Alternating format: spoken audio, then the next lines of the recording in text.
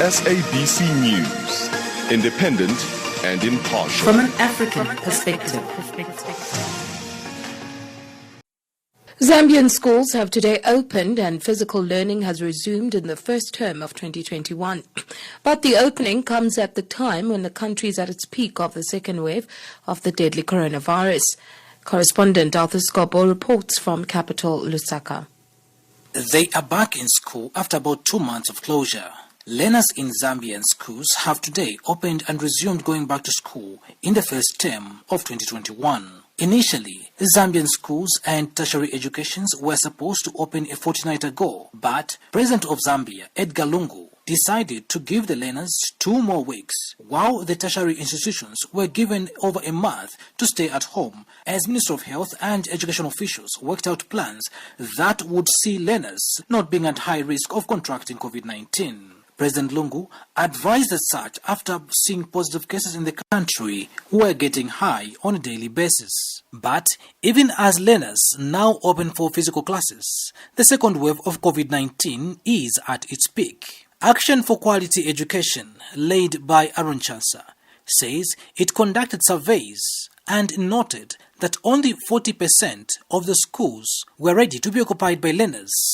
In over 4,600 schools his organization visited. After a nationwide monitoring of schools, about 4,627 schools were visited by NACA's members, and our findings are that the majority of our schools are not ready for reopening. Only about 40% our public schools are ready, because only 35% of the schools visited had thermometers. 30% had adequate desks, and only 25% had hand washing sanitizers and also hand washing facilities. We think that more needs to be done. And a check by this journalist in some schools around Lusaka, learners were back for classes and lessons were going on smoothly. COVID-19 preventative health guidelines are being observed at some schools visited by this journalist. Hand washing basins and soap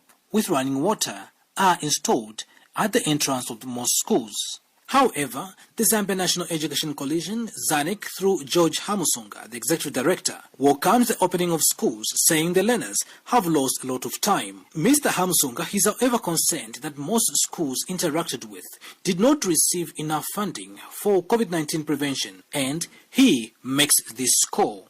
And now the issue of opening schools, which has to be done amidst the COVID-19, of course, brings a lot of apprehension. But what we need to understand is that as a country, we are in a better position because we have experience on which we can build on. We have noted, for instance, that the preparations in the schools have been good in principle, but of course would have loved the Ministry of Education and the Ministry of Finance to send adequate funds to the schools. Anecdotal evidence we are getting from the schools, show that the money that the schools have received is very little. We need adequate money so that schools can prepare adequately. And a parent and Lusaka resident, Maxia Junza, is in support of schools reopening. We are extremely happy that schools have opened today, because what we are avoiding to do is to disturb the school calendar. The school calendar must never be unduly disturbed, because that has got a serious